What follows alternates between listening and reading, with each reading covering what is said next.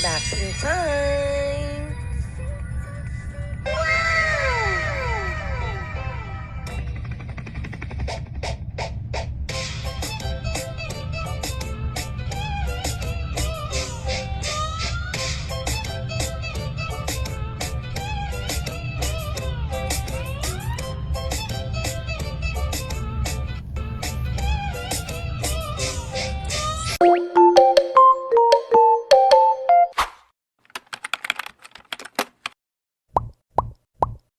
For today's video, mag-unboxing tayo ng mga in-order ko. At dahil nga mahilig ako sa libre, magpabudol na ako sa mga previous ni Temo. Ito na nga ang bag na favorite color kong pink. As in, pink na pink. Hindi ko expect na ganito kaganda. Ito nga at napapasayaw pa ako sa sobrang saya. Quality and texture at paggawa nito. Hindi kayo mabe-versus reality. Dahil kung ano nasa picture, yun din ang marireceive nyo.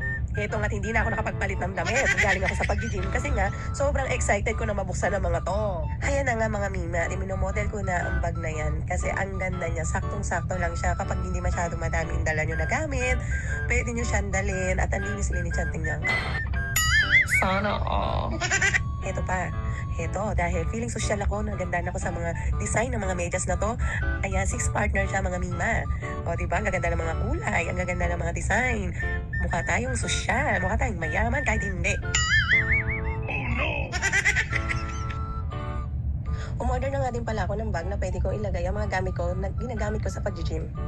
Nagbabalak nga rin ako mga likbat ng mga gamit ko na maliliit na pwede magkasya dyan sa bag. Huwag niyo sasabihin na sinasabi ko sa inyo yung plano ko ha. Secret lang natin to ha. Atin-atin lang to. Pero huwag kayong mag-alala. Magsasabi naman ako doon. Nakukunin ko na siya. Isushoot ko na siya sa bag. Para naman hindi masabing ninakaw ko siya.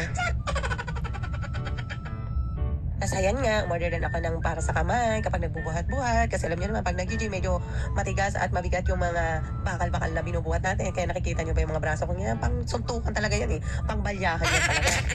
Panglaban ng Pilipinas yan, palit kay Pacquiao.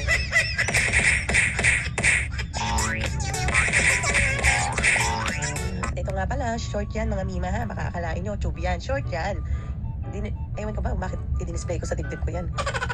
Ang ganda niya, mima. Mga na picture sa akin. Saktong-sakto yung size niya. Alam mo naman, sexy-sexy ang lola mo.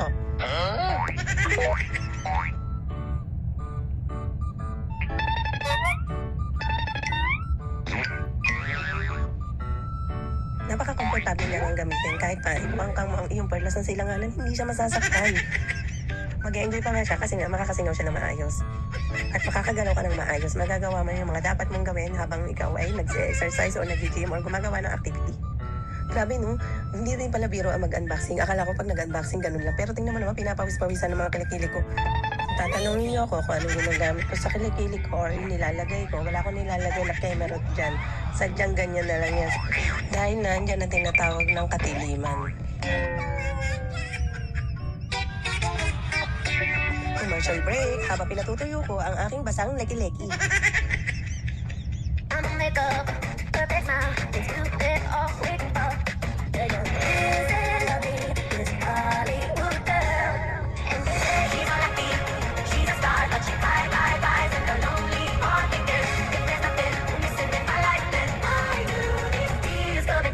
At dahil tuyo na nga ang kilikili ko, magsimula na naman tayong buksan ang headphone.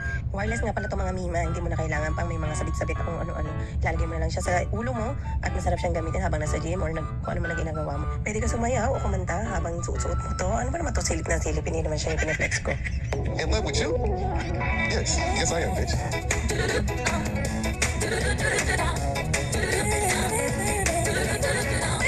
It's only a matter of time.